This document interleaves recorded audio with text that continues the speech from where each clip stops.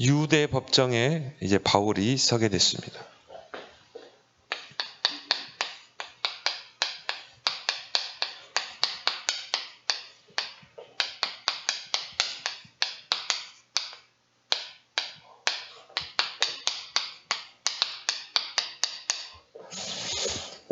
오늘 우리 안류 강의가 있었습니다.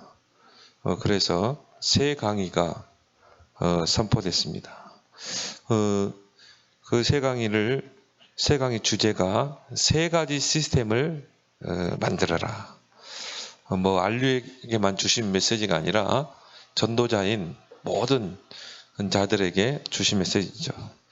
그래서 세 가지 시스템을 이제 만드는 시간표를 가지고 기도해야 된다는 거죠. 그래서 창세기 41장 38절에 이 바로왕이 요셉에게 이와 같이 하나님의 영에 감동된 자를 어떻게 얻을 수 있겠냐 그렇죠. 불신자가 요셉을 보고 하나님을 인정한 것입니다. 이런 시스템을 이제 우리가 만들 필요가 있다는 거죠. 그래서 하나님은 처음부터 세계 복음화를 말씀하셨어요.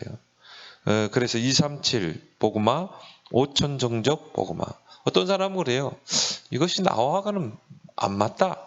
어떻게 내가 237 나라를 살리고 5천 종족에 가서 그들을 치유하고 그들을 복음으로 세울 수 있겠냐. 뭐 어떤 분은 나는 비행기 한 번도 안 타보고 외국 한 번도 가보지 않았는데 나하고는 이 메시지가 맞지 않다. 나와 이 메시지가 안 맞으면 내가 거기다 맞춰야 돼요. 내가 왜 하나님의 언약의 흐름이기 때문에. 그래서 여러분이 그 언약과 안 맞는 게 아니라 여러분이 그걸 맞춰야 되는 것이죠.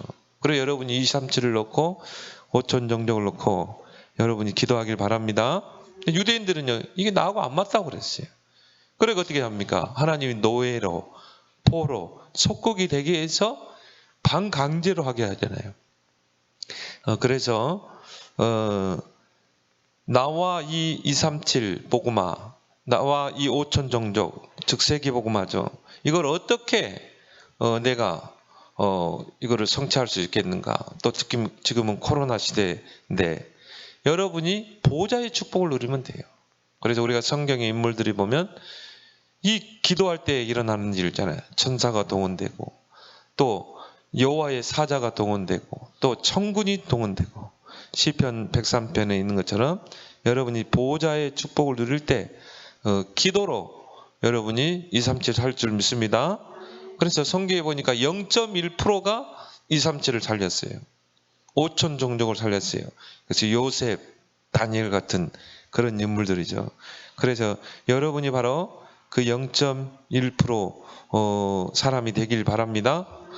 그러려면 여러분이요, 세 가지 시스템이 우리에게 갖춰져야 합니다. 또 교회에 이 세 가지 시스템을 갖춰야 되겠죠. 첫 번째가 뭡니까? 전도 시스템.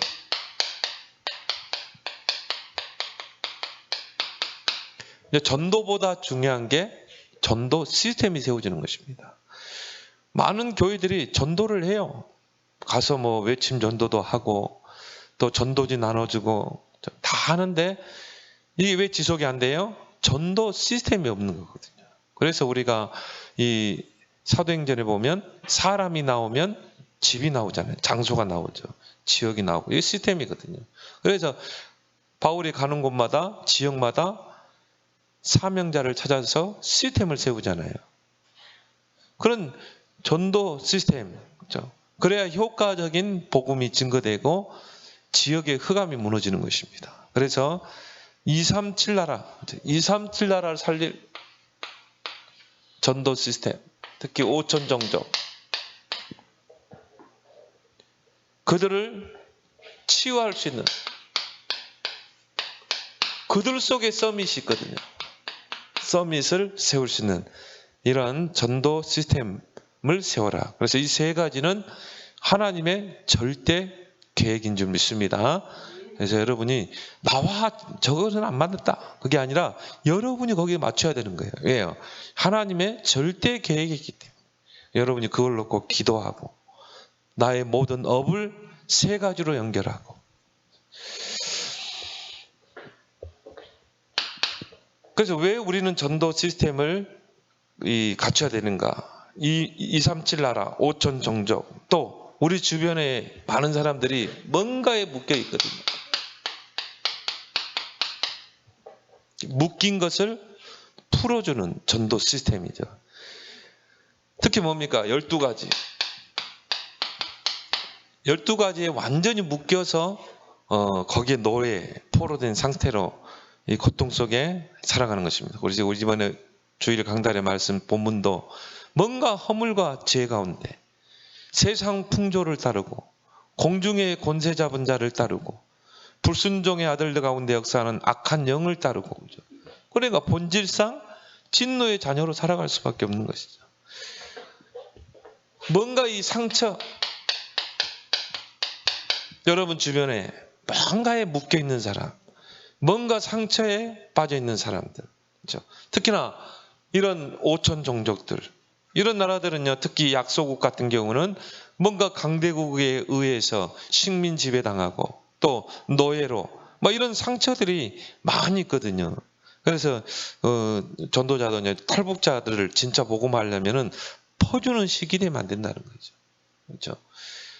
나에게 묶인 게 뭔가, 내가 공산체제 안에서 정말 눌리고 또 받은 상처가 뭔가, 그거를 알고, 이게 창세 3장이구나. 내가 12가지 문제 속에 살았구나. 그래서 그리스도밖에 없구나. 이걸 깨닫도록. 그렇죠? 방글라데시에서 온 외국인 근로자가 이걸 깨달았거든요. 우리 민족이 이런데 식민 지배당하고 묶여서 가난 속에서 내가 바로 대한민국에 돈 벌러 온 거 아니냐. 뭔가의 피해의식, 상처. 근데 이걸요, 보게 된 것입니다. 그러니까 돈 벌러 온 게 중요한 게 아니라 나는 이 우리나라를, 민족을 살려야 되겠다. 오히려 사명을 가지고 들어가잖아요. 그게 이제 우리를 만나는 사람에게, 특히 5천 종족에게 전도 시스템을 세워주는 것입니다. 특히 뭡니까? 이 5천 종족, 이 속에 서밋이 있거든요. 그래서 서밋 랩넌트를 세우는 거예요. 이런 랩넌트를 찾아 세우는 것입니다. 그래서 우리 주변의 TCK들 얼마나 중요합니까? 이런 눈들을 우리가 이제 열어야 될 줄 믿습니다. 그래서 우리 랩넌트들이 딱 보니까요, 어떤 친구는 또 알바를 해가지고 11조 하고, 또 보니까 헌금도 하고. 그래서 나는 이에서 랩넌트를 보면서요, 얼마나 힘들겠어요. 그 알바 해가지고는 그걸 딱 11조를 딱 하나님께 드렸더라고요. 그래서 그래, 쟤들이 지금부터 이런 것들이 딱 체질이 돼서 앞으로 이제 정말 저들이 이 빛의 경제, 루어복 경제, 식주인 경제 축복받아서 정말 교회를 세우고 언약 성전을 세울 만큼 앞으로 그게 보이는 거 있죠. 그래서 더 많이 우리가 성도들도 곧 기도하지만은 또 랩넌트를 위해서 우리 진짜 기도해야 되겠다. 우리 랩넌트들은 진짜 이삭과 같은 그런 축복을 받아서 마음껏 세계복음을 해서 올인할 수 있도록 여러분들이 기도하고 철저하게요, 헌금 생활, 그렇죠? 11조 이런 것들을 여러분이 잘 지도해서 하나님께 인색하지 않도록 여러분이 잘 가르치길 바랍니다. 서밋 랩넌트가 한 명, 용사님 0.1%가 그래요. 0.1%가 일어나면 결국 0.1%가 살렸다는 것이죠. 랩넌트 중에 0.1%, 그 서밋이 일어나면 결국은 한 시대를 치유하잖아요. 그러면서 우리는 어떤 시스템을 세워야 되는가? 치유 시스템. 정말 이제 앞으로는요, 병든 시대가 옵니다. 지금 3차, 4차 산업시대, 이제 계속 5가지 정신 문제자들이 계속 일어나게 돼 있어요. 그렇죠? 뭡니까? 우울증, 조울증, 그 다음에 조현병, 공황증, 정신병 계속 늘어나겠습니다. 이런 사람들이 막 사고를 치고, 특히 뭡니까? 드러나지 않는 정신병, 드러나지 않는 영적 문제, 이런 사람들이 문제거든요. 그래서 이제 우리 개인과 또 교회가 이런 치유 시스템을 이제 놓고 우리는 정말 기도하고, 또 나 자신이 이런 시스템이 돼야 된다. 그래서 개인을 치유할 수 있는, 개인이 병들어 있거든요. 개인을 치유할 수 있는 시스템을 딱 이제 만들어야 된다. 그래서 세 가지 근본 치유, 근본을 치유할 수 있는 그 시스템. 그래서 많은 사람들이요, 영적 상태가 무너져 있어요. 영적 상태를 바꿔줘야 돼요. 뭔가 138, 이게 영적 상태가 돼야 되고요. 정말 성삼위 하나님의 능력, 보좌의 축복, 그 안에서 신분과 권세, 이런 걸 누릴 수 있는 영적 상태가 돼야 되는데 이게 안 돼 있다 이 말이에요. 그러니까 뭔가 실패할 수밖에 없는 영적 상태. 이거를 우리가 개인을 바꿔줘야 된다. 그래서 with 임마누엘 온리스, 그죠? 정말 하나님이 나와 함께 하시고 우리와 함께 하시고 모든 것을 합력해 선을 이룬다. 그죠? 이런 영적 상태를 우리가 만들어줘야 한다 이 말이죠. 그때 뭐가 치유된다고요? 근본이 치유된다. 그래서 이 사람의 뭐 병이 낫고 안 낫고 그게 중요한 게 아니에요. 정신병이 낫고 안 낫고 뭐 세상 의술, 약술 뭐 도움을 받아야 되겠죠. 그래서 뭐 약도 먹고 병원도 가야 돼요. 그렇지만 이 사람이 이런 우울증, 정신병이 올 수밖에 없는 근본이 있거든요. 그 사람이 정신문제 올 수밖에 없는 영적인 상태가 돼 있다 이 말이에요. 그래서 정말 우리가 복음을 전해서 하나님이 나와 함께 하시는구나, 우리와 모든 것을 합력해 선을 이루는 거야. 그래서 나의 과거가 부끄러운 게 아니라 메시지구나. 그래서 정신적으로 고통받는 사람이 복음받고 치유되면 그런 사람을 치유하게 돼 있어요. 모든 걸 합력해서는 요 세 가지 답이 나면 치유되게 돼 있거든요. 그리고 근원을 치유해야 된다. 근본 원인이 있거든요. 뭔가 다른 것, 영이 다른 것. 정말 하나님의 영이 아니라 뭔가 다른 영을 받아 있거든요. 그러니까 이런 사람들이 이제 복음으로 각인 뿌리 체질이 바뀌지 않고 교회 오게 되면 어떻게 돼요? 그 다른 영을 가지고 교회 들어온다. 신비주의 영, 또 율법주의, 인본주의, 이런 다른 영을 가지고 교회 오는 것입니다. 그러니까 신비주의를 벗어나지 못하게 돼요. 특히 영적 문제죠. 그리고 뭡니까? 이 율법주의. 율법은 선한 것이지만 율법주의는 그건 아니거든요. 그러니까 이런 것들을 가지고 교회에 들어오니까 어떻게 돼요? 오히려 교회 안에서 문제를 일으키는 것입니다. 교회 안에서 분쟁을 하고 다투고. 그래서 이런 것들을 우리가 치유해야 된다. 그래서 나의 오직을 찾도록 몇 가지만 놓고 보더라야 돼요. 오직 예수만 남았더라. 마태복음 17장. 모세도 엘리야도 다 사라지게 돼 있어요. 오직 예수만 남았더라. 그리고 사도행전 1장 8절에 오직 성령이 너에게 임하며, 하나님의 방법, 그런 오직의 답을요 딱 찾아낼 수 있어야 되거든요. 오직 여호와를 앙망하는 자. 그 안에서 뭡니까? 유일성. 오직을 찾게 되면 유일성의 응답이 오게 돼 있어요. 유일성의 응답에 도전하게 되고, 그걸 통해 재창조의 역사를 이렇게 되죠. 이때 이 사람의 근원이 치유되게 된다. 그리고 뭡니까? 이 사람의 모든 삶을 살리는 집중. 뭔가 다른 것에 집착돼 있거든요. 뭔가 돈에 집착돼 있고, 뭔가 이 다른 것에, 세상적인 것, 육신적인 것. 그래서 이 사람이요, 살리는 집중. 네가 지금 거기 집착돼 있는 거야. 진짜 네가 하나님께 집중해야 돼. 특히 전도자는요, 두 가지. 말씀, 기도. 말씀과 기도에 집중해야 된다. 말씀과 기도에 집중했기 때문에 치유되는 게 아니라 성령이 역사하잖아요. 말씀과 기도는 성령이 임하는 통로거든요. 그래서 여기에 정말 집중하도록, 특히 뭡니까? 복음의 말씀. 그렇게 해서 이 개인을 치유하고, 두 번째 뭡니까? 문화 치유 시스템. 이런 오촌 종족 다 문화가 있거든요. 어느 나라, 어느 인종이든 다 문화가 있어요. 근데 중요한 건 뭡니까? 이게 살리는 문화냐? 이게 정말 이 사단이 틈탈 수 있는 그런 흑암의 문화냐? 이게 중요하잖아요. 그래서 내가 살아오는 배경 속에서, 또 그 나라의 배경 속에, 가문의 배경에서 우리는 그 문화의 배경 속에 살 수밖에 없잖아요. 이 대한민국이라는 그 나라의 문화 배경, 우리 가문의 그 문화 배경. 내가 학교를 갔다 오면 학교에 문화 배경이 있거든요. 거기에 나도 모르게 이게 내게 들어와 있거든요. 그래서 이런 것들을 치유할 수 있는 시스템을 갖춰야 된다.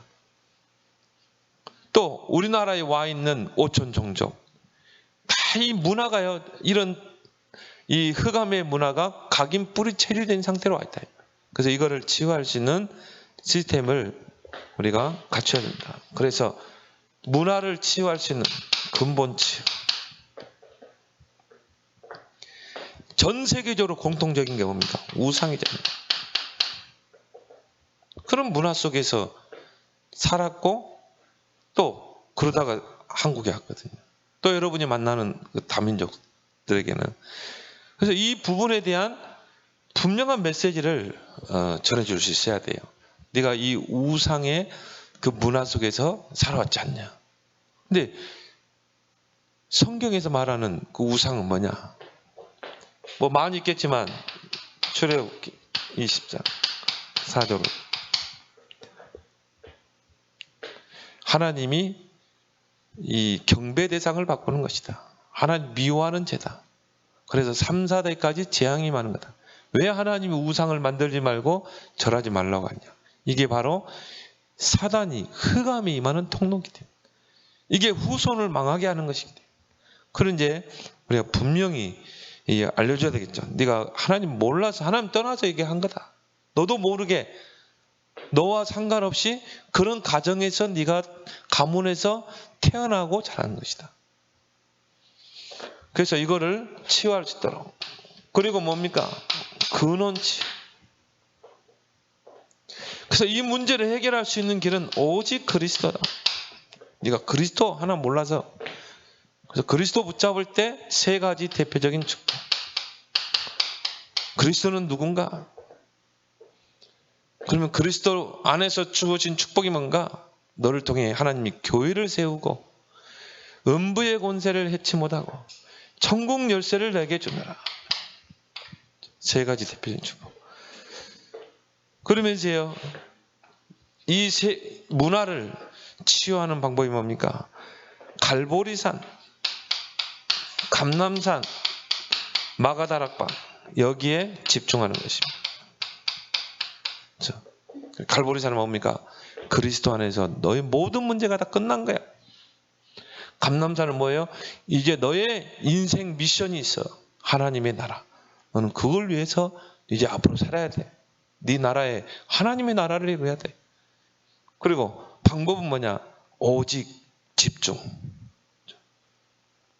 틀린 집중이 아니라 진짜 중요한 언약 붙잡고 집중할 때 오순절의 역사가 일어나는 거야. 성령의 역사가. 그래서 너를 통해 하나님이 네 나라 문화, 너의 가문의 문화를 바꾸기를 원하신다. 그걸 우리가 잘 팀작을 해서요. 그리고 시대를 치유할 수 있는 시스템을 갖춰야 된다. 그래서 성경의 렘넌트 7명의 특징이 뭡니까? 시대를 치유했거든요. 그래서 모세를 통해서, 또 요셉을 통해서 애굽의 문화를 바꿨잖아요. 그리고 사무엘과 다윗을 통해서 블레셋의 문화, 또 엘리야 엘리사를 통해서 아람의 문화, 하나의 아람이라는 그 시대의 배경을 치유했잖아요. 바울을 통해서 로마를 살려내고,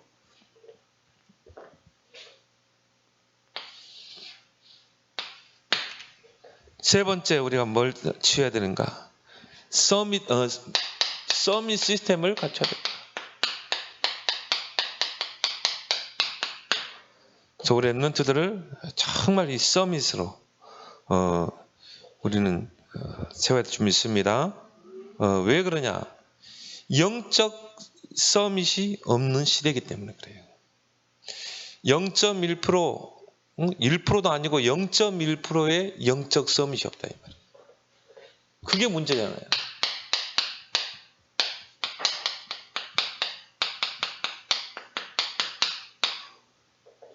그러니까 3단체에서 만들어낸 인물이 누굽니까?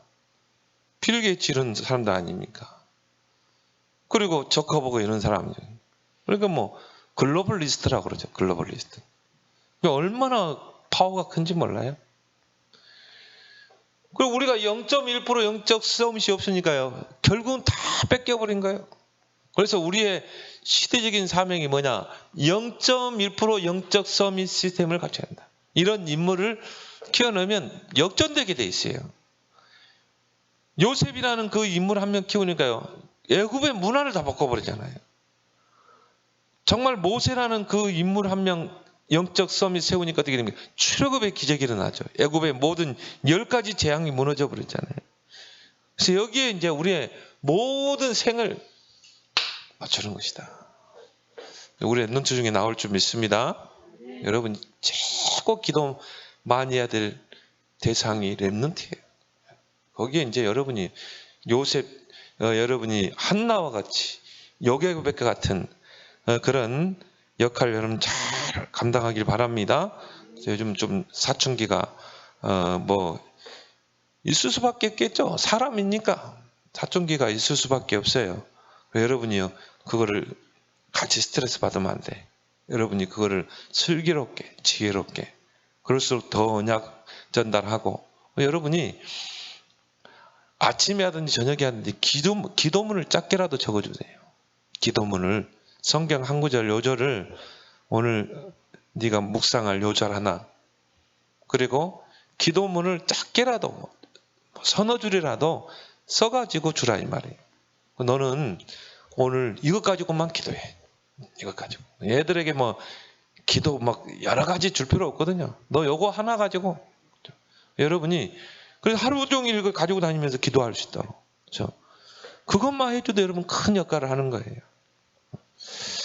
그래서요, 우리 아이들이 뭐 전도자 유목사님 말대로 기도만 할 수 있으면 그런 환경을 다 넘어설 수 있거든요. 왜요? 기도할 때 성령이 역사하기 때문에. 근데 우리 아이들이 하루 종일 살면서 한 번도 내가 하나님께 집중하는 시간이 없다면 어떻게 되겠어요? 학업에 눌릴 수밖에 없죠. 스트레스 받을 수밖에 없죠. 그럼 여러분이 써준 그 요절 하나, 여러분이 써준 그 기도 제목 하나, 그것 가지고 내가 한 1분만이라도 집중한다면 그 시간만큼은 내가 하나님 바라볼 수 있잖아요. 집중할 수 있잖아요. 거기 성령이 역사하잖아요. 구하는 자에게 성령을 주시지 않겠냐. 꼭 여러분 실천하기 바랍니다. 그러지 않으면 얘들이 그걸 넘어서지를 못해요. 그래서 0.1% 서밋 랩런트가 나오면 시대가 바뀌게 된다. 시대를 치유할 수 있다. 그래서 영적 서밋이 없는 시대다. 어떤 창세기 41장 불신자 바로왕이 요셉을 보고 이와 같이 여호와의 영에 감동된 자를 어떻게 얻을 수 있겠느냐. 사무엘상 16장 13절에 이날 이후로 다윗에게 여호와의 신에 크게 감동되니라. 이런 0.1% 이런 인물 나오면 끝난다는 거예요. 근데 우리가 계속 우리 아이들에게 복음을 심었잖아요. 근데 중요한 거는 뭐예요? 하나님께 집중할 수 있는 이런 이 포인트가 없거든요. 그럼 여러분이 그걸 도와줘야 돼요. 여러분이 요괴백과 같은 역할, 한나와 같은 역할을 꼭 하길 바랍니다. 그래서 영적 서밋이 없는 시대. 그러니까 영적 무지, 영적인 무능. 그러면요 반드시 영적인 문제가 오게 되고 그리고 영적으로 실패하게 된다. 그래서 지금 하나님께서 간절히 원하는 것은 0.1% 영적 싸움이세요. 그러면 우리가 어떻게 해야 돼요? 그런 영적 시스템이, 저와 여러분들이 영적 시스템이 돼야 되고, 우리 교회 안에 그런 시스템을 세웁시다. 그럼 큰 교회만 할 수 있는, 오히려 전도자는 그러잖아요.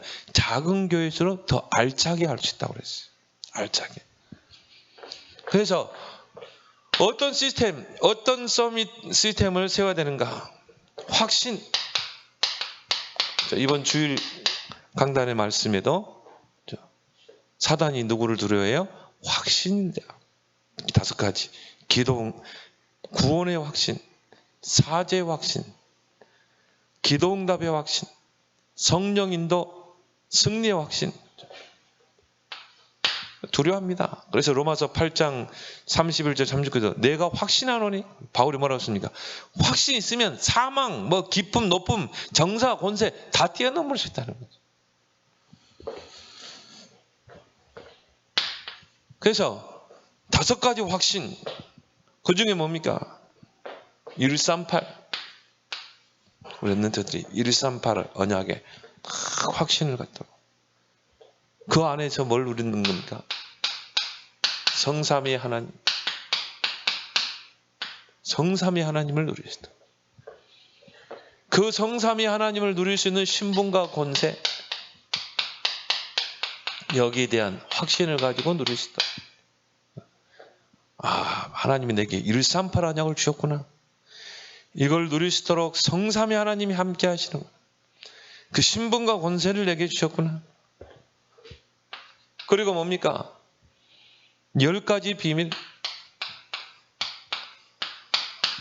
자, 이것이 우리 랩런트들의 영적 시스템이 딱 될 수 있도록, 우리 랩런트들의 이 시스템이 될 수 있도록.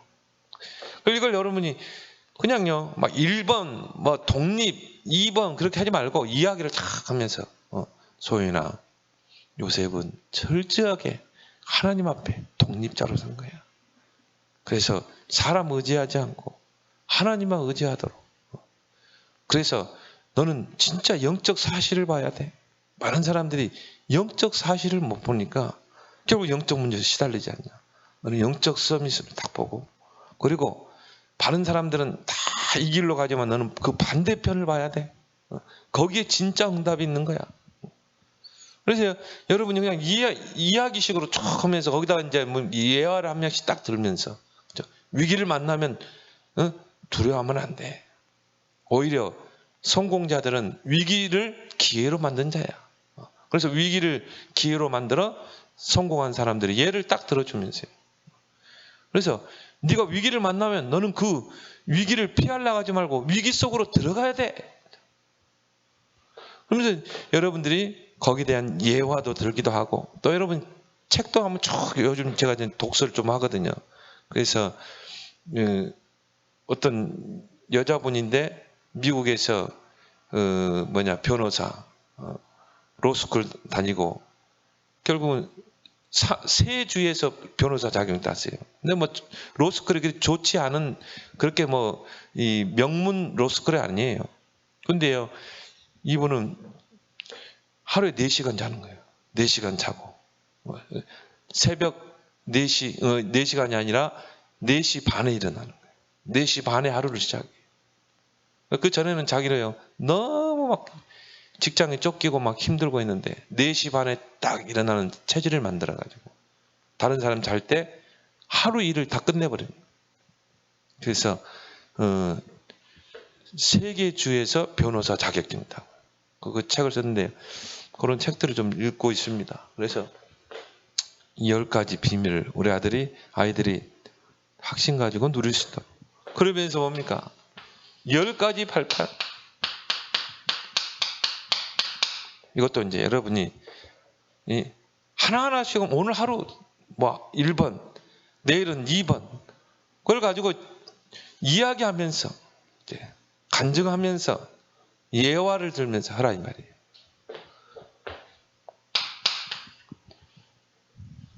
그리고 누림, 우리 랩런트들이 정말 이 중요한 축복을 누릴 수 있도록 어떤 것을 5가지 확신을 누리도록, 그리고 9가지 흐름을 가지고 모든 흐름을 다 바꾸도록, 62가지 삶을 누릴 수 있도록, 그리고 뭡니까? 교회의 축복을 누릴 수 있도록. 교회가 이렇게 소중한 것이구나. 그래서 정말 이 교회를 통한 이 축복을, 이 보좌의 그림자라고 그랬죠. 교회의 축복을 누릴 수 있도록. 그래서 이 땅에는 새 나라가 있는 거야. 왜 하나님이 교회를 이 땅에 세웠을까? 이 세상 나라에 사탄의 나라를 무너뜨리고 하나님의 나라를 이루기 위해서. 그래서 김구 선생이 그런 이야기를 한 거야. 경찰서 100개 짓는 것보다 제대로 된 교회 하나 세우는 게 낫다. 맞아. 오직 그리스도가 주인된 하나님의 나라에 방향 맞춘 전도 선교 랩런트 운동하는, 그게 참 교회야. 네가 그 속에 있는 거야. 네가 교회를 세울 주역이야. 이런 걸 여러분이 잘 팀사가길 바랍니다. 우리 아이들이 이 속에서 자란다고 생각해 보세요. 이게 성경 66권의 핵심 아닙니까? 그럼 우리 아이들이요, 나도 모르게 어릴 때부터 서밋 시스템이 딱 갖춰지는 것입니다. 그러면서 0.1%로 가는 거예요. 그러면서 우리 아이들이 정말 도전할 수 있도록, 뭐에 도전해야 합니까? 랩넌트에 도전하도록. 랩넌트, 남은 자, 남는 자, 남을 자, 또 어디까지 가야 돼요? 남길 자. 랩넌트가 서밋이 돼서 또 다른 랩넌트를 남겨야 돼. 네가 그 랩넌트에 도전해야 돼. 그 다음에 RUTC, 제1RUTC는 모으는 거. 제2RUTC는 뭡니까? 이제 정말 회당운동, 도단성운동, 파수꾼운동, 그 다음에 광야운동. 제3RUTC는 뭐냐? 치유와 서밋이다. 진짜 시대를 치유해야 된다. 그런 것들을 여러분이 이제 자녀들에게 잘 팀장하고, 그러면서 우리 아이들이 정말 이 CVDIP 찾아낼 수 있도록, 여기에 도전할 수 있도록 여러분이 이런 영적 시스템을 잘 만들어 주길 바랍니다. 여러분이 이번 RU 메시지 여러분이 한번 잘 묵상해 보기 바랍니다. 메시지 보도록 하겠습니다. 자, 바울이 이제 유대 법정에 서게 됩니다. 그럼 여러분들이 종교인의 실체를 알아야 돼요.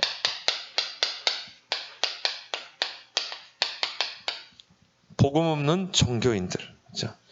이들은 철저하게 마귀에게 소속되어 있어요. 마귀 신부랍니다. 하나님 부르짖습니다. 하나님 찾습니다. 그런데 어떻게 해요? 철저하게 마귀에게 소속되어 복음을 대적해요. 그래서 예수님께서도요, 요한복음 8장 38절 44절에 보니까, 너희는 너희 아비에게 들은 것을 행하느니라. 너희 아비가 누굽니까? 사단 마귀잖아요. 사단 마귀 너희 아비에게서 들은 것을 그대로 행하느니라. 또 너희는 너희 아비가 행한 일들을 그대로 하는도다. 마귀가 하는 짓을 그대로 한다 이 말이에요. 그러면서 하신 말이, 너희는 너희 아비 마귀에게 났으니 너희 아비의 욕심대로 너희도 행하고자 하느니라. 물론 불신자를 우리가 근본 상태 3가지를 할 때 요한복음 8장 44절 이야기하지만, 종교인들이 곧 마귀에게 소속되어 있는 것입니다. 그래서 철저하게 마귀에게 심부름하는 것이죠. 우리가 그걸 잘 볼 수 있어야 돼요. 그리고 마태복음 23장에 보니까 33절에 예수님께서 그 종교인들을 향해서 뭐라고 그랬습니까? 뱀들아, 독사의 새끼들아 그랬어요. 뱀, 독사, 결국 사단이거든요. 사단 마귀야 그거거든요. 너희가 어떻게 지옥의 판결을 피하겠냐? 그러면 누가 복음을 대적하겠어요? 결국은 이 종교인들이거든요. 불신자가 뭐 교회를 핍박할 때도 있지만은 결국은 종교인들이거든요. 그래서 이 종교인들은 이익을 위해서는 철저하게 단합합니다. 딱 하나 됩니다. 그래서 정말 이 오직 그리스도, 이 복음 운동하는 단체가 나오면 종교인들이 하나 돼가지고 이단 누명을 씌워버렸잖아요. 그게 뭐 지금까지 교회사의 역사에 보면 다 그랬어요. 예수님도 결국은 이단, 나사렛 이단이라고 그랬잖아요. 초대교회도 뭡니까? 그 이단을 따르는 이 교주를 따르는 이단으로 찍었잖아요. 그러니까 딱 하나 돼가지고 지금도 마찬가지입니다. 전 교단이 하나 돼가지고요. 단합해가지고. 종교인들은 교인들은 아무것도 몰라요. 종교인들이 딱 합세해가지고는 찍어버리잖아요. 주기춘 목사도 마찬가지. 그래서 예수님을 십자가에 처형하는데 종교인들이 딱 하나 되잖아요. 왜? 이 예수 이거 놔뒀다가는요, 이거 자기들의 손해를 볼 것 같거든요. 왜? 예수님이 이 공생의 기간 동안에 종교인들을 보면서 독사의 자식들아, 뭐 이 뱀들아, 외식하는 자들아, 뭐 겉과 속이 다르고 뭐 소경 너희들은 소경이다. 예수님이 얼마나 종교인들을 막 비판했습니까? 그러니까 귀에 거슬린 거예요. 그리고 자기들은 백성들에게 존경받는 인기 있는 자들인데 이 종교인들이 가만히 있겠습니까? 예수님을 십자가에 처형하는데 똘똘 뭉치죠. 그렇게 해서 합니까? 예수를 십자가에 못 박으라고 막 빌라도에게 외쳤잖아요. 초대교회를 박해를 하죠. 그래서 유대 사회에서 철저하게 들어오지 못하도록 금종령을 내리고 바울의 복음 전파를 따라다니면서 방해했다니까요. 따라다니면서 바울을 얼마나 방해했습니까? 그래서 바울이 교회를 세워놓으면요, 교회를 딱 세워놓고 지도자를 세워놓고 바울이 이제 다른 지역으로 가면 탁 들어와가지고 우리도 예수 믿어. 그래 들어와가지고 어떻게 했어요? 탁 이 복음에다 다른 걸 섞어버린 것이죠. 교인들을 막 미혹하고. 바울이 예루살렘까지 왔는데 거기까지 와서 바울을 이제 오늘 핍박하는, 공에 세우고 핍박하는 장면이죠. 이 종교인들은 뭐 교회사를 놓고 지금까지 보면요, 철저하게 정치 세력과 결탁합니다.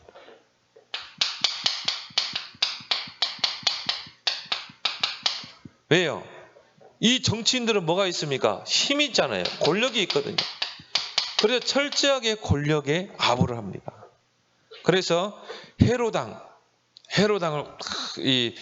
가까이 하고, 그러면서 뭡니까? 자기들의 지위를 유지하려고 자리를. 그리고 로마 정치에 아부하고 철저하게. 왜? 그래야 자기들의 이 생명이 끊어지지 않거든요. 그래서 이 히틀러가 이 전쟁을 일으켰잖아요. 세계 전쟁을 일으켰죠. 독일 교회가 히틀러에게 합세했어요. 그래서 어떻게 했습니까? 히틀러를 밀어줬다니까요. 어느 정도냐? 히틀러를 위해서 독일 교회가 기도했어요. 그래서 뭐 결국 하나님이 독일 교회를 치시는 거죠. 철저하게 정치 세력과 야합을 합니다. 그리고 예수님도 지적했지만 철저하게 외식, 철저하게 포장, 겉과 속이 달라요. 겉으로 보면요, 막 거룩한 척, 말도 보면요, 다 거룩하고, 행실도 거룩하고, 근데 속은 어떻게 해요? 다 썩어 있고, 비어 있고, 외식과 포장. 그래서 예수님께서 이 종교인들을 향해서 가장 하신 말씀이 이 외식하는 자들아, 회칠한 무덤이요. 그런 표현을 많이 썼죠. 자리와 인기에만 관심이 있죠. 내가 어떻게 하면 높은 자리에 앉을까? 내가 어떻게 하면 대접받을까? 내가 어떻게 하면 백성들에게 인기를 얻을까? 그 제사장들은 항상 제사장복을 입고, 그리고 이 백성들 앞에서 이런 자리, 인기 이런 데만 연연했다. 그래서 누가복음 14장 8절에서 10절에 보면 초청받았을 때 상석에 앉지 말라. 바리새인들은요, 어느 식사에 초대를 받게 되면 또 혼인잔치에 초대받으면요, 늘 상석에 앉으려고 그랬어요. 왜? 백성들에게 뭐 존경받지. 그리고 뭡니까? 자기 명예가 있지. 내가 제사장 명예, 바리새인 명예. 그러니까는요, 늘 뭐 잔치에 상석에 앉으려고. 그 사람이 저 말단 자리에 앉으려고 그러겠어요? 상석에 앉아야 그래도 내 위신이 서는데. 예수님이 뭐라고 그랬어요? 초청을 받거든 상석에 앉지 마라. 오히려 저 끝자리에 앉으라. 그러면 하나님께서 너를 인정해 줄 것이다. 그것이 바로 종교인들의 특징입니다. 근데 오늘 여기에 이제 종교인들이 예루살렘의 이 바리새인들, 사두개인들, 또 뭡니까? 이 제사장들이 이 바울을 사내들인 공회에 세우게 되죠.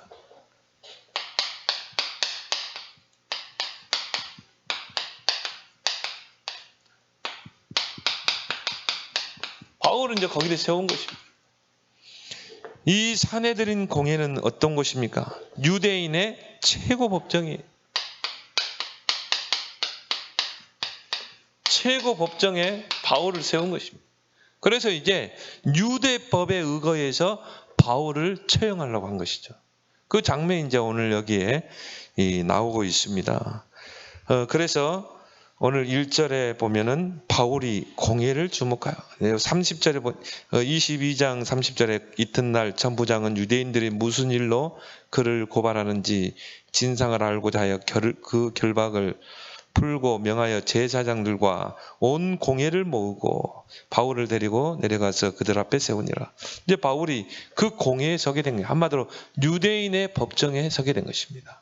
거기서 이제 재판을 받게 된 것이죠. 자, 이 사내들의 공회는 어떤 곳인가? 그 기온이 이 모세를 돕기에 세운 70명의 장로에게서 기원을 찾고 있죠. 민수기 11장에 보면 잘 나와 있습니다. 이스라엘 백성이 이 광야길을 가는 동안에 복병하는 거예요. 거기 보면은 유대인들이 사는 거주하는 그 지역에 다른 사람들도 종족들도 같이 거주를 했어요. 다 같이 거주했는데 그 다른 유대인이 아는 다른 주변에 있는 그 종족들이 뭐냐면은 탐욕이 막 이제 한마디로 막 탐욕이 눈이 어두운 거예요. 그러니까 유대인들이 그걸 보고는 이제 하나님께 불평하는 것입니다. 왜 우리를 이 광야에 내보내가지고 정말 이 어려움 당하게 하느냐? 우리가 저 애굽에 있을 때는 그래도 채소도 먹고 오이도 먹고 뭐 이런 부추도 먹고 이렇게 먹었는데 이 광야에서 나오니까 저 만나밖에 먹을 게 없다는 거죠.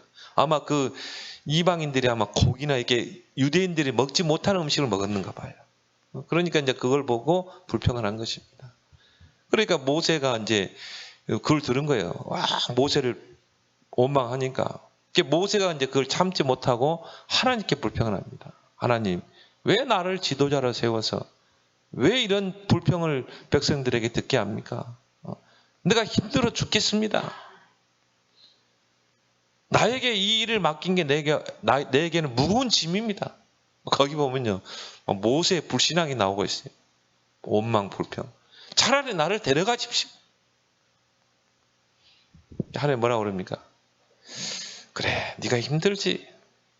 그 60만 애들까지 하면 한 200만 되는데 그래, 힘들지. 그럼 너를 도울 그런 장로들을 세워라.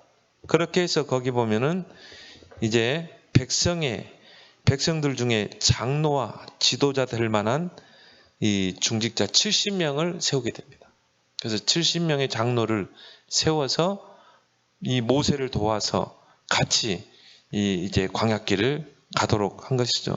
이것이 바로 이제 오늘날 우리가 이 장로로 세우게 되는 중직자를 세우는 것이 되는 것입니다. 장로 역할은 뭡니까? 정말 목사님을 도와서 교인들을 돌보고 교회를 세우는 게 그 장로의 역할이에요. 그래서 이 70명 장로를 세웠다니까요. 예수님이 똑같이 했잖아요. 예수님이 공생의 기간 동안에 12사도를 세우고 그 12사도를 도와서 세계복음할 70인 중직자를 세웠잖아요. 그래서 교회도 마찬가지입니다. 목사가 혼자 교회를 다 할 수 없거든요. 그래서 교회 안에 장로 중직자를 세워서 정말 교회를 같이 돌보고 같이 세워나가도록 하는 것입니다. 그것이 이제 이 기원이 돼서 이 사내들인 공회원이 세워진 것입니다. 사내들의 공회원은 70명이에요. 70명이 하나의 이제 뭡니까? 공회원이 되는 것입니다. 그래서 의장이 바로 이 대제사장이 되는 것이죠. 대제사장이 그 공회의 의장이 되고 거기에는 장로들 또 서기관, 이 서기관들의 대부분은 이제 바리새인이죠. 70명으로 구성이 됩니다. 이제 재판을 할 수 있는 백성들의 종교 생활에 관한 재판하는 일을 그 이제 유대 법정 공회에서 했습니다. 그래서 그 재판에 따라서 이제 금고형 또 태형 매로 쳐서 바울도 그 공회 법정에서 태형을 선고받은 것 같아요. 이제 고린도 후서 11장 20절, 24절에 보면 바울이 복음 전하면서 받았던 고난들을 쭉 이야기하는 가운데 태장으로 40에 하나 감한 매를 5번이나 맞고 39대. 우리 뭐 곤장으로 맞았든지 태장이라고 하니까 이 매로 맞았겠죠. 그거를 40에 하나 감한 그 매를 5번이나 맞았다는 거예요. 바울도 그 공회에 섰던 것 같아요. 유대 법정에 서서 이제 이 복음 전한다는 것 때문에 예수 그리스도 이 말한다는 것 때문에 아마 태장을 이 선고를 받은 것 같아요. 또 경찰권을 행사했다. 그래서 이 요한복음 7장 32절에 보면은 예수님께서 신성을 못 오겠다는 거예요. 그래가지고 어떻게 합니까? 밑에 사람들 시켜서 예수를 체포하게 하죠. 또 사도행전 22장 5절에 보면 바울이 그 제사장들에게서 대제사장에서 공문을 받아가지고 다메섹에 있는 그 기독교인들을 잡아들이기 위해서 그 공문을 가지고 가잖아요. 그러니까 이제 경찰권까지 행사를 하고 또 사형 집행까지 이 공회원에서 하게 된 것입니다. 그래서 의장은 누굽니까? 대제사장. 그때 당시 오늘 여기 보면 이제 대제사장 아나니아가 나오죠. 오늘 2절에 보면 대제사장 아나니아가 바울 곁에 서 있는 사람들에게 그 입을 치라 명하니. 1절에 바울이 공회를 주목하여 이르되 여러분 형제들아 오늘까지 나는 범사의 양심을 따라 하나님을 섬겼노라. 바울이 얼마나 당당합니까? 그 재판석에서 변호사도 없이 변론하잖아요. 나는 양심에 따라서 하나님의 말씀의 양심을 따라서 나는 복음 전하고 전도했다. 그 말을 따르자마자 대제사장 그 공회의 의장인 아나니아 대제사장이 저 입을 쳐라 그러죠. 그래서 이 의장 거기에서 이제 바울이 이 공회 앞에서 오히려 대제사장을 꾸짖게 됩니다. 그래서 3절에 바울이 이르되 회칠한다며 하나님이 너를 치시르다. 네가 지금 나를 치라고 했는데 오히려 하나님이 너를 칠 것이다. 네가 나를 율법대로 심판한다고 앉아서 율법을 어기고 나를 치라 하느냐. 이게 곁에 있는 사람이 하나님의 대제사장에게 욕을 하느냐. 바울이 이르되 형제들아 나는 그가 대제사장인 줄 알지 못하였노라. 저 사람이 무슨 대제사장이냐. 복음도 믿지 않는 사람인데. 바울은요 그 종교인들을 이렇게 본 거예요. 아까 봅니다. 오히려 바울은 담대하죠.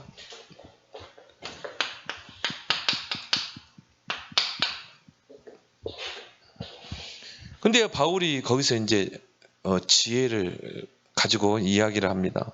거기에 이제 보니까 그 유대인들은 크게 세 파가 있어요. 우리나라도 보면은 뭐 좌파가 있고 뭐 우파가 있고 그러잖아요. 우리 조선시대도 마찬가지죠. 조선시대도 파가 있었잖아요. 뭐 그런 것처럼 이 유대인들도 세 파가 있어요. 그래서 사두개파, 바리새파, 에셈파 이렇게 있습니다. 그래서 사두개파는 제사장들이 많아요. 그리고 굉장히 세속적이에요. 그리고 굉장히 정치와 결탁돼 있고, 바리새파는 굉장히 뭡니까 율법적이고, 그렇지만 예수님께 책망을 가장 많이 받았죠. 외식한다고. 근데 에셈파는 뭐냐면은 금욕주의자입니다. 그래서 세례 요한을 에셈파라고 보죠. 그래서 그들은 차라리 뭐 나는 좌파 우파도 싫고 나는 오직 하나님 앞에 서겠다. 그래서 그 에셈파들은 금욕주의자들이 많았고요. 그래서 이 세속을 떠나서 그냥 저 광야로 가서 거기에서 뭡니까 그냥 메뚜기나 이런 거 잡아먹고 그러면서 정말 기도하고 성경 읽고 그런 생활했던 게 에셈파였어요. 그래서 에셈파에서 이 세례 요한이 나오게 된 거죠. 그래서 사두개인 종교인들의 분열을 이제 바울이 딱 거기에 있는 사람들 공회 70명 또 그 주변에 보니까 바리새인들 사두개인들이 딱 있는 걸 보고 이제 바울이 지혜롭게 거기서 하죠. 그래서 오늘 6절에 보면 바울이 그중 일부는 바리새인이요 다른 일부는 사두개인이요 다른 일부는 바리새인 줄 알고 공회에서 외쳐 이르되 여러분 형제들아 나는 바리새인이요 또 바리새인의 아들이라 나는 정통 바리새인. 그 말은 뭡니까? 그 조상들이 그 뭐 윗대가 다 바리새인 집안이었던 것 같아요. 그러니까 뭐 굉장히 집안이 이 그 바리새 그러면 얼마나 명문 가문이겠죠. 굉장히 명문적인 백성들의 명망을 받는 그런 아마 이 가문이었던 것 같아요. 나는 바리새인이요 또 바리새인의 아들이라 죽은 자의 소망 곧 부활로 말미암아 내가 신문을 받노라. 근데 여기 보니까 그 말을 한즉 바리새인과 사두개인들이 다툼이 생겼다고 그랬어요. 무리가 나뉘었다고 그랬어요. 이는 사두개인들은 부활이 없고 천사도 없고 영도 없다 하고 바리새인들은 다 있다 함이라. 이게 사두개인과 바리새파의 특징이 있습니다.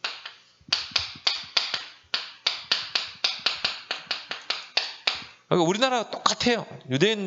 유대인하고 이 대한민국을 비교해 보니까 너무 비슷한 분들이 많아요. 너무 비슷한. 서로 당판 싸움하고. 그러면서 철저하게 또 야합하고. 그리고 분단돼 있고. 그리고 뭡니까? 바리새파.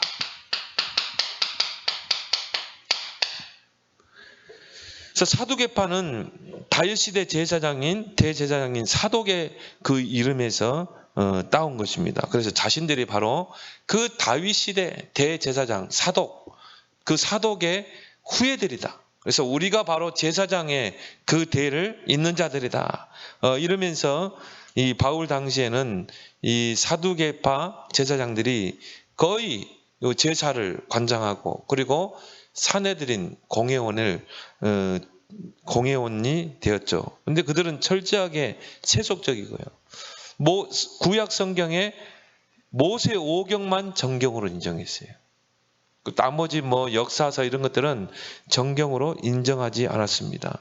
그리고 영적 사실을 믿지 않았어요. 특히 뭐 오늘 여기 보면 뭐 부활, 천사, 영 이런 것들을 전혀 믿지 않았어요.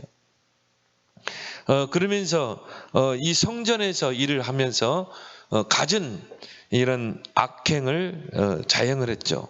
마찬가지로 예수님도 그 성전 뜰에서 장사하는 걸 보고 막 상을 뒤엎을 정도로 하셨잖아요. 그러니까 뭐 백성들을 향해서 뭐 지도하고 그게 아니라 이권을 챙기고 이런데 장사치를 하는 거죠. 철저하게 정치와 결탁되고. 이 바리새파의 특징은 뭐냐면은 구약 성경 전체를 정경으로 인정했어요. 그리고 이 율법과 전통과 유전을 중시했어요. 근데 이게 율법주의가 돼서 이제 문제가 된 거죠. 영적 세계를 인정했습니다. 그래서 뭐 천국, 뭐 지옥, 또 천사들의 세계, 그리고 부활 이런 거 다 인정을 했어요. 그리고 철저하게 율법을 준수했습니다. 너무 지나치게 율법을 준수하다 보니까 결국은 복음이 왔는데 그거를 배척하게 된 거죠. 백성들에게 존경을 받았고, 그렇지만 예수님의 눈에는 그들이 위선자로 보였던 것이죠. 그래서 예수님이 가장 책망을 많이 했던 인물들이 바로 바리새파였던 거예요. 근데 바울이 그 무리들이 이 두 파가 딱 있는 걸 보고 이제 나는 바리새인이고 바리새인의 아들이다. 그러니까 이제 거기에 모인 종교인들이 이 다툼이 일어나게 되고, 오늘 9절에 크게 떠들세 바리새 편에서 몇 서기가 아니라 다투러 이르되 우리가 이 사람을 보니 악한 것이 없도다. 처음에는 악하다 해가지고 공에 세워놓고 바울이 나는 바리새인이야. 나는 바리새인의 아들이야. 그러니까는요 또 바울 편을 다 들잖아요. 이 바울을 보니까 별로 악한 게 없고 죄도 없다. 혹 영이나 혹 천사가 그에게 말하였으면 어찌하겠느냐. 오히려 이제 바울을 비호하는 것이죠. 어떻게 보면 바울이 그걸 노렸다고 보면 돼요. 우리가 힘이 강할수록 그거를 딱 분열시켜야 되거든요. 그래야 이 힘이 쪼개지잖아요. 큰 분쟁이 생기니 천부장은 바울이 그들에게 찢겨질까 하여 군인을 명하여 내려가 무리 가운데서 빼앗아 가지고 영내로 들어가라 하니라. 바울이 참 기도하는 사람인 것 같아요. 그렇게 해서 이제 결국은 이 바울이 로마로 압송돼 가게 되는 것입니다. 왜요? 바울의 사역은 아직 끝나지 않았기 때문에. 그래서 바울 사역의 종착지는 어디입니까? 로마도 보아야 하리라.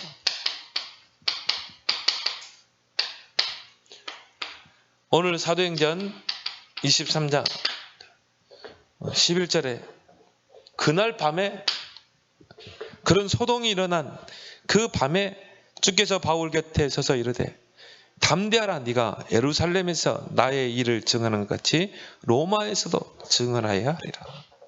그렇게 해서 로마를 향해 가는데 풍랑을 만나게 되죠.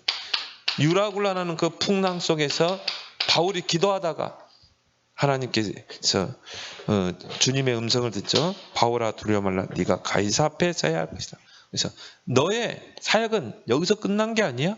네가 로마까지 가야 돼. 그래서 여러분이 오늘 이 종교인의 실체를 잘 보고 이 바울과 같이 정말 담대하게 이 복음의 종착지를 향해서 달려가는 여러분 되길 바랍니다.